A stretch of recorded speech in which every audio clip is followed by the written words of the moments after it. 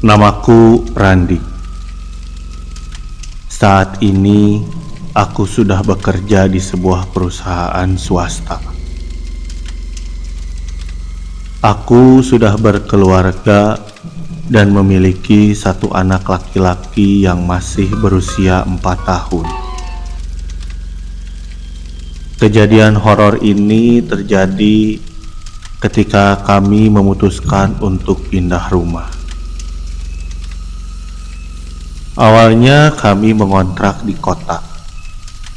Namun, setelah ayahku meninggal, ibu menyuruh agar aku tinggal di rumah saja, menemani beliau, dan daripada aku mengontrak hanya menghabiskan uang gajiku. Ibuku mengatakan lebih baik uang untuk mengontrak ditabung saja. Seminggu setelah pindah, suasana masih terasa normal. Meski sedikit canggung karena sudah lama aku tidak tinggal di sini. Istriku pun betah tinggal di rumah ini. Selain pinggiran kota yang lumayan sejuk dan masih terasa asri. Hingga hal itu pun terjadi. Tepat seminggu setelah aku pindah, anakku mulai terlihat aneh dan sering sekali bermain sendiri. Ketika aku tanya pun, dia berkata bermain bersama teman-teman barunya. Entah siapa itu. Dia juga sering keluar saat maghrib tiba dan tak mau masuk ke dalam rumah jika sudah dipanggil. Sampai suatu ketika pernah kami paksa untuk masuk karena sudah terlalu malam. 1 bulan berlalu dan kejadian itu masih berulang. Semakin hari tingkah anakku semakin aneh saja.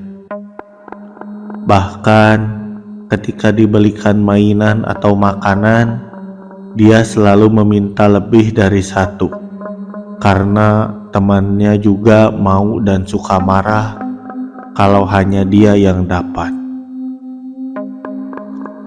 Dan jika sudah begitu, anakku sering sakit panas sampai permintaannya dikabulkan. Tak tahan terus begini, istriku lalu memanggil ayahnya yang berada di luar kota untuk datang dan menengok keadaan anakku. Ayah mertuaku ini bisa dibilang orang pintar dan tahu tentang hal-hal mistis. Setibanya beliau di rumah, ayah mertuaku langsung paham apa yang terjadi dengan anakku. Beliau mengatakan bahwa memang ada anak kecil yang sering bermain dengan anakku dan itu bukanlah manusia. Ayah lalu memberikan air dengan doa-doa agar anakku sembuh.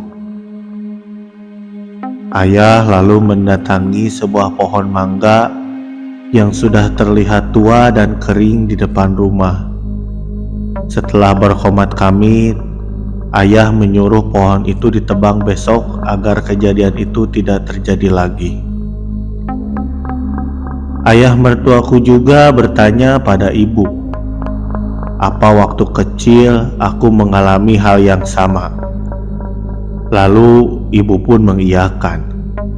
Bahkan aku sempat hilang beberapa hari dan ditemukan di dekat pohon mangga setelah dicari seharian. Malam harinya aku pun bermimpi dan dalam mimpiku aku didatangi sosok anak-anak kecil itu dan mereka melambaikan tangan ke arahku.